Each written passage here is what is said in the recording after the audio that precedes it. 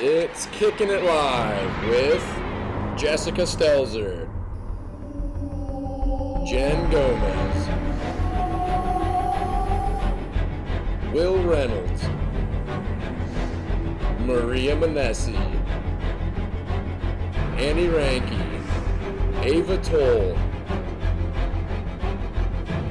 Max Buckley, Ellie Hartranft, Alex Chris,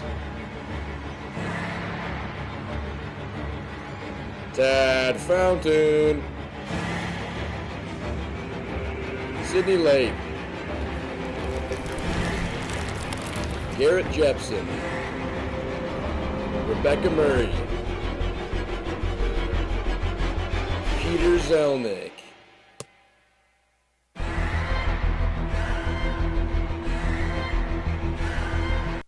Here's Kickin' It! Welcome to the spookiest episode of Kickin' It Yet. Coming up, we look at the Golden Bear Scare, Trick or Treat, and one of the most haunted places around the school. Students, if you want to leave your own mark on the current high school, Art Takeover Club is looking for student participation. This new club plans to beautify our old building with inspiration from students before it's torn down. Find more info on Instagram at art_take_over 2019.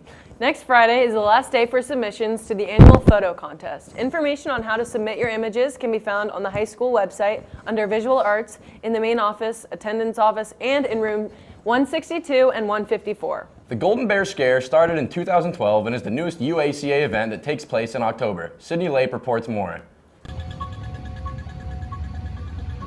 The Golden Bear Scare is a haunted forest put on by the Upper Arlington Civic Association.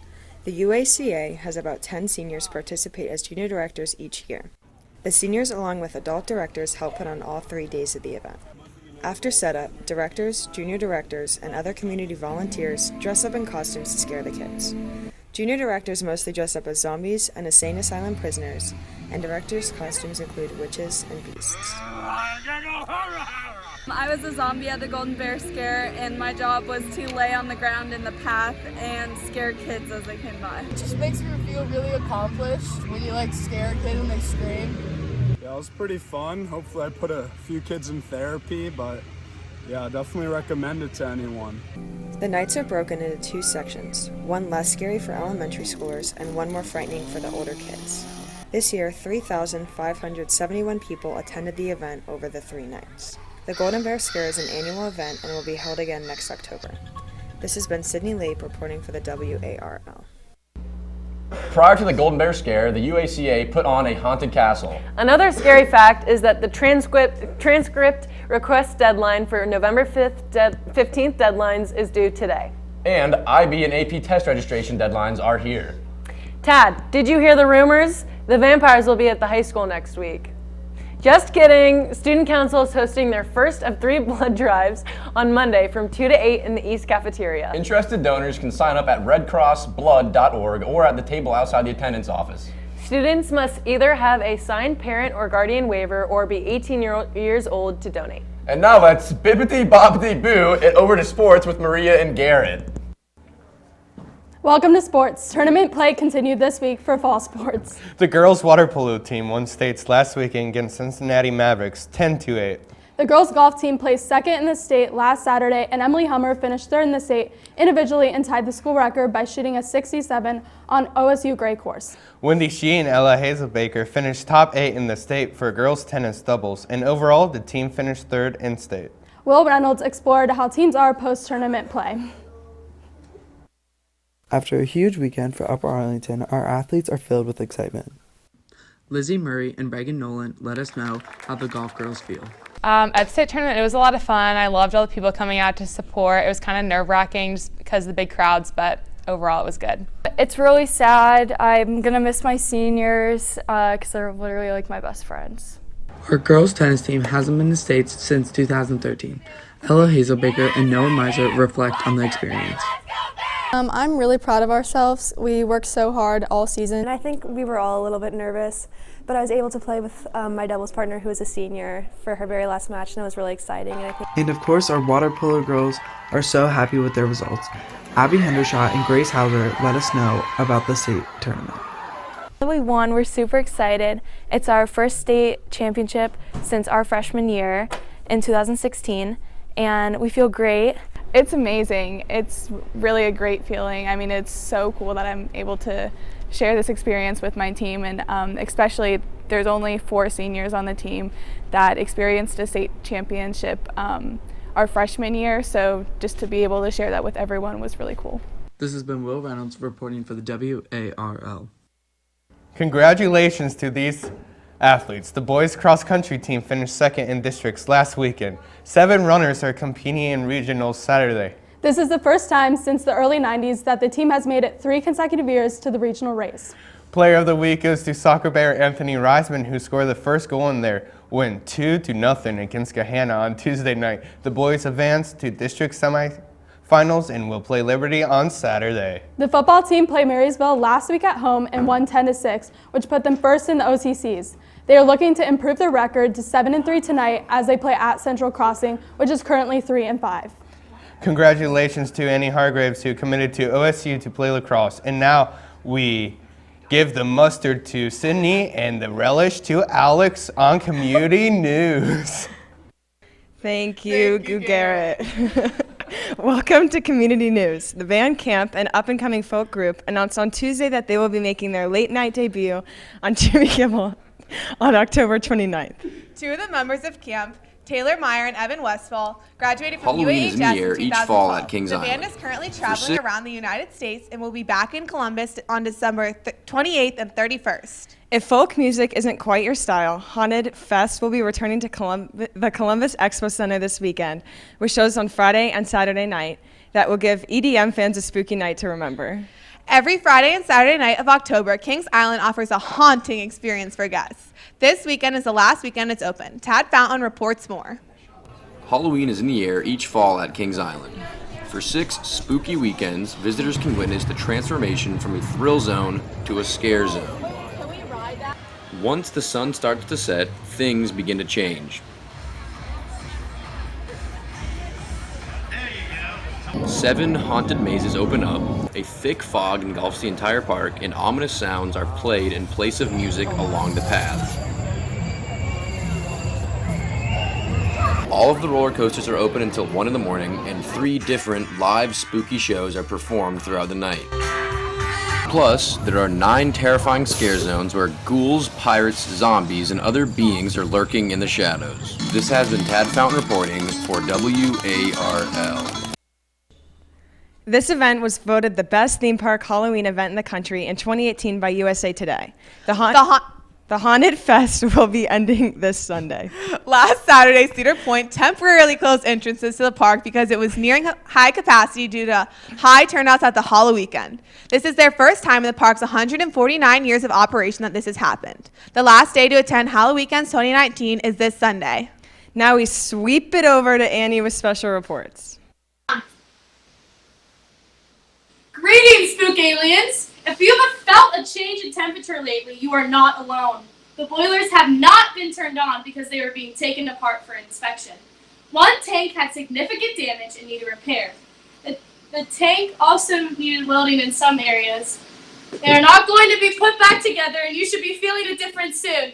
Jessica and Mr. Moon explore the creepy basement! You want this door to stay closed. We're breaking rules. Alright, so if you guys don't see me tomorrow, one of the spooky things that happens here is if you come here early in the morning, like me at 5:30, you can be walking through the halls and you hear all this banging and these clacking and everything. I don't know what the heck's going on. But nobody's here, but the building is alive, so. Oh my gosh. What is that Oh my gosh. Did you just hear that? Okay guys, so we just heard a really weird sound and we don't know where it's coming from, but we're pretty sure there are ghosts in here and we don't know what to do. I know what I'm gonna do. I'm out of here. Someone else in here. Is there someone else in here? I'm trying to tell you, man. I'm getting out of here. I'm getting spooked out. I'm out. I know, I am too. Ah! Ah! This has been Jessica Stelzer reporting for the WAR. Oh my gosh, that was creepy! Oh my Mr. Moon and Jessica are okay! Have a fantastic Halloween, and now back to me!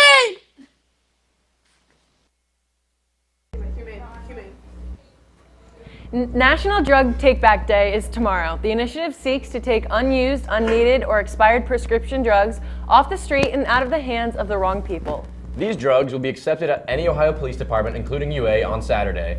The Kickin' It crew pulled off a few surprises last night that caught our administrators off guard. Jen Gomez has the story.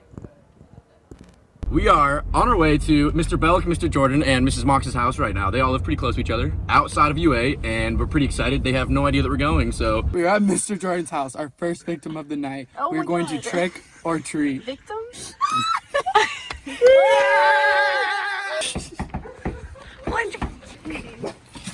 Hey there. Is Mr. Jordan home? No. No, he's not home. What? Is he gonna be home? I don't know, who are you guys? Don't tell him. Don't tell him. Don't tell him. Hi! What are you guys doing?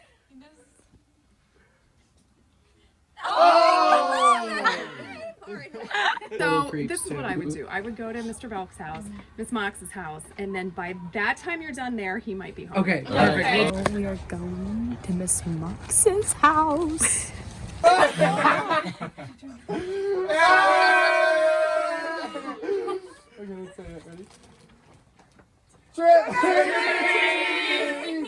Guys, I'm so sick. Oh. I think I have bronchitis. Oh. So that's why you can't put this on. And also, I have a Pickerington sweatshirt on. Sorry. Oh. Just put it all in there. All of it? Oh. So you're going to edit that all off. Now we are going to Mr. Belk's house.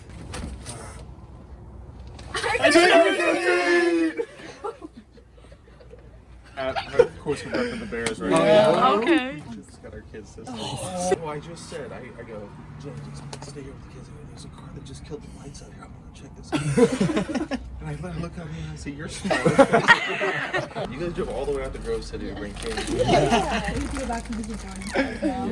Yeah. Round 2 at Mr. Jordan's house. Here we go. Mr. Jordan is not here, but we're just hanging out with his son because he's a pretty cool dude. Last stop, Mr. Theato's house. Dude, oh, that's like a cute thing. Oh boy. Oh my gosh.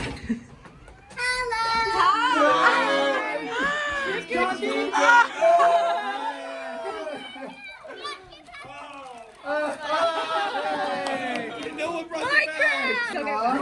brought it back.